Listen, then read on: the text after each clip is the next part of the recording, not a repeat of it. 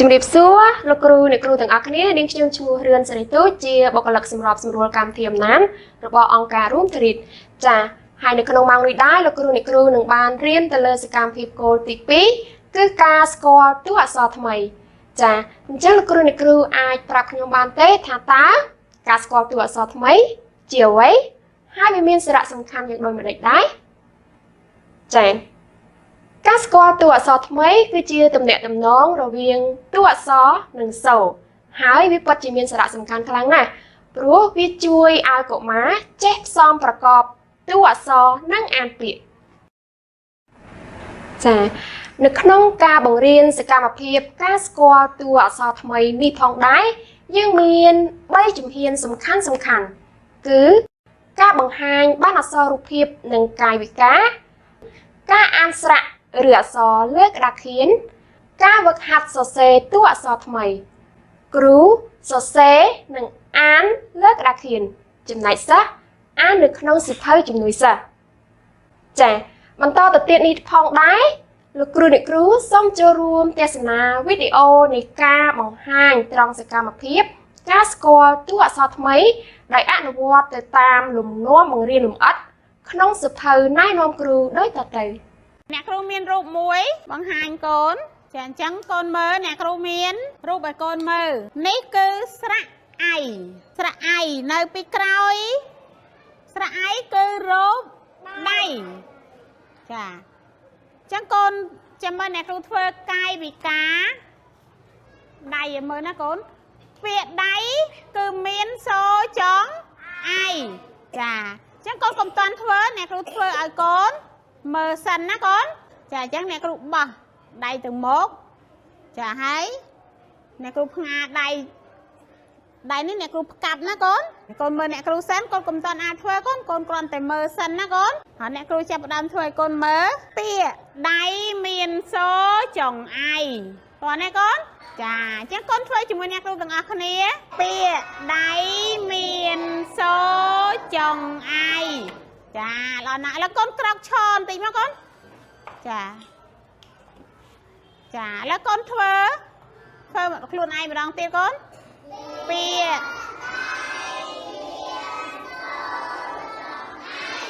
កូនមើលមកក្តារខៀនទាំងអស់គ្នាណាមើលមកក្តារខៀនទាំងអស់គ្នាអ្នកគ្រូនឹងសរសេរស្រៈអៃបង្ហាញកូនមើល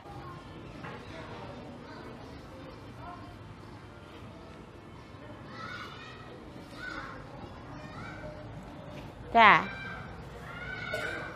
កូនស្ដាប់អ្នកគ្រូអានឲ្យកូនស្ដាប់សិនណាកូនកុំតន់អាលថាតាមអ្នកគ្រូណាអ្នកកូនមកក្តារខៀនអស់គ្នាចាអ្នកគ្រូអានឲ្យកូនស្ដាប់ស្រៈអៃចាស្ដាប់ម្ដងទៀតណាកូនស្រៈអៃចាឥឡូវកូនថាតាមអ្នកគ្រូទាំងអស់គ្នាស្រៈអៃម្ដងទៀតកូនចាឥឡូវកូនថាខ្លួនឯងមកកូនចាអញ្ចឹងកូនបានស្គាល់ស្រៈអៃរួចហើយណាកូនអញ្ចឹងអ្នកគ្រូនឹងនាំកូនរៀនសរសេរស្រៈអៃអញ្ចឹងកូនមើលមកក្តារខៀនទាំងអស់គ្នាចាអ្នកគ្រូសរសេរស្រៈអៃឲ្យកូនមើលស្រៈអៃទី1 2 3 4 5ណាកូនចាកូនមើលម្ដងទៀតស្រៈអៃណាកូនចាអ្នកគូម្ដងទៀត1 2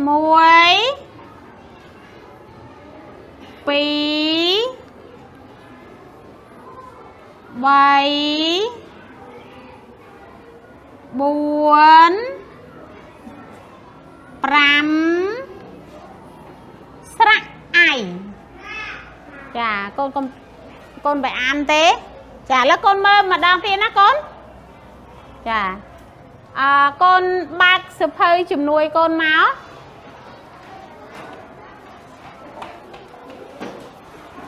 ចាកូនយកចង្អុលដៃកូនដាក់ឲ្យចំស្រៈអៃដែលមានលេខណាកូនចារួចហើយ Đã nói con thì chúng ở đây đã chồng nữa. Chà chồng hay chẳng con mơ mà nè kêu tụi khné hay con mơ sạch ai bỏ con nơi nâng lơ sụp hơn nâng ná con. Chà con vô chẳng ở đây ô tha lơ sụp hơn nâng hái. Con tha phong ná. Ta chập đám muối pi bay buồn pram sạch ai. Chà lo nè. Chẳng con vô cái đá chuồn máu. Chà con xóa xe máu. Xóa xe sạch ai. Bạch thà mùi pi đấy ná con. Thà con tay xóa xe máu. Chén. Bạch thà mùi pi còn con xóa xe máu. Xóa xe rít con ăn sạch ai tại mà đón ná con. Chà con xóa xe.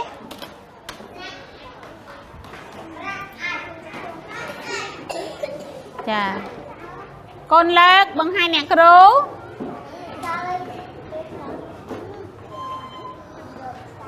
Lợt lên con.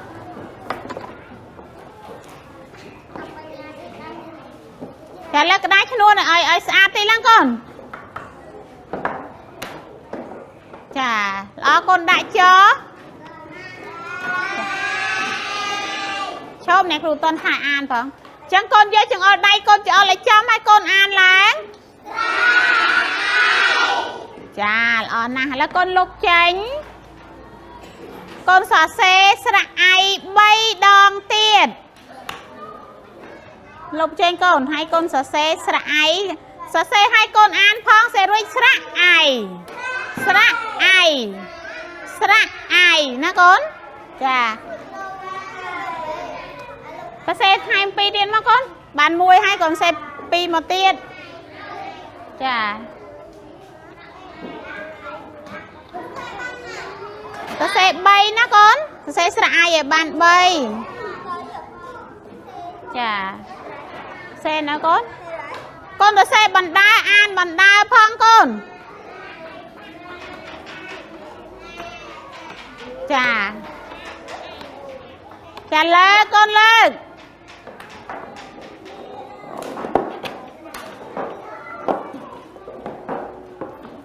Lợt lan con. Chà lo nè con xe bán sạch ná. Là con đại chó. Chà con ăn tay mà đong ăn tay mà mặt nó con sạch ai. Chà chà lo nè con. ចាបន្ទាប់ពីបានទស្សនាវីដេអូទាំងនេះគឺជាជំហានលម្អិតនៃការបង្រៀនសកម្មភាពការស្គាល់តួអក្សរថ្មីក្នុងនោះយើងមានសកម្មភាពរងចំនួន2គឺទី1ការបង្ហាញបានអក្សររូបភាពនិងកាយវិការគ្រូបង្ហាញបានអក្សររូបភាពនិងប្រាប់សិស្សដោយធ្វើកាយវិការបង្ហាញគ្រូនិងសិស្សធ្វើរួមគ្នាសិស្សធ្វើចំណុចខការអានស្រៈលើក្តារខៀនគ្រូអានគ្រូនិងសិស្សអានសិស្សអានរាល់ពេលអានគ្រូជាអ្នកចង្អុលតួអក្សរចាសកម្មភាពរងទី2គឺការវឹកហាត់សរសេរតួអក្សរថ្មីគ្រូសរសេរថាលឺគោះព្រួញតាមចលនានៃស្រៈគ្រូនិងសិស្សគ្រូអូសចង្អុលដៃតាមលេខរៀងចលនានៃស្រៈលើក្តារខៀន